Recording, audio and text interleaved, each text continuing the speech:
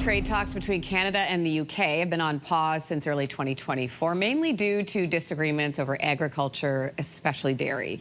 With new governments in place on both sides and added pressure, of course, from U.S. tariffs on goods, there is a renewed sense of urgency. And now that Parliament, Parliament has resumed, Canada and the UK are expected to revisit what a new deal could potentially look like. Joining us now to break it all down is University of Toronto economics professor Joseph Steinberg. Good morning to you. Morning. Thanks for having me. So how far along are we on this deal, if anything?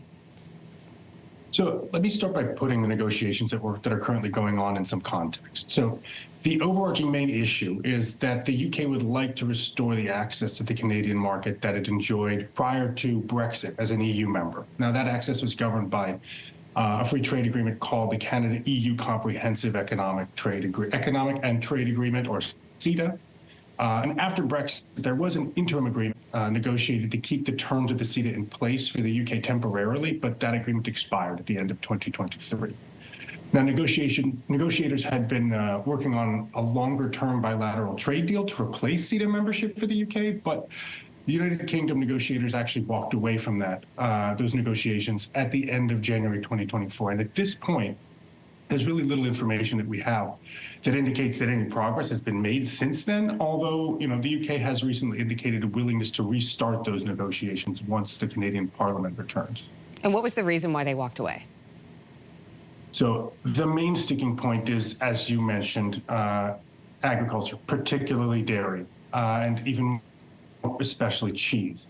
I think it's important to highlight that cheese and the dairy industry more broadly for Canada has been an issue in essentially all trade negotiations that we've had with many countries around the world going back decades. The dairy sector operates under a supply management system in which prices and quantities of production are allocated under kind of a centralized system to domestic producers, as well as foreign producers to some extent, although those foreign producers face fairly stringent restrictions. Canadian dairy farmers are a quite important political advocacy group. They've always vociferously argued against giving foreign producers increased access to the Canadian market anytime Canada is involved with free trade negotiations with another country.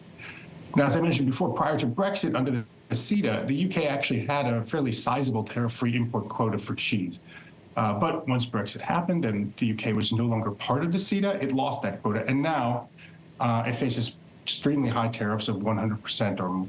And so the main thing that the UK is looking for here is, again, to restore that quota, or at least get some of it back. The Canadian dairy industry, however, has argued that the UK should really be negotiating with the EU to recover its share of the market access that it had under the CETA, rather than negotiating with Canada at all to get any kind of new quota.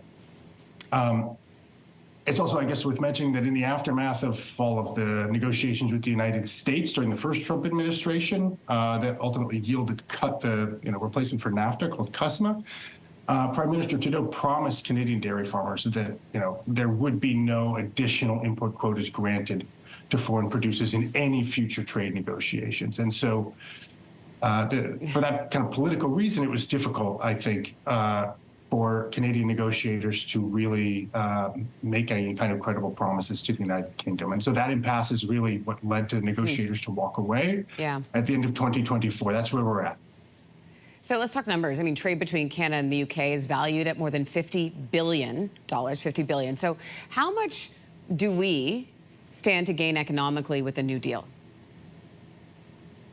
So I think it's important to highlight that any kind of new deal that Canada would negotiate with the EU would have fairly marginal economic impacts for us. And so there's really two reasons for that. The first reason for that is that the vast majority of trade between Canada and the United Kingdom already has extremely low or even zero tariffs. And that's because Canada and the United Kingdom generally are very low tariff countries. The second reason is that although, as you mentioned, there is quite a bit of trade between Canada and the United Kingdom is Canada's third biggest trade partner. That trade is dwarfed by the amount of trade that Canada does with the United States.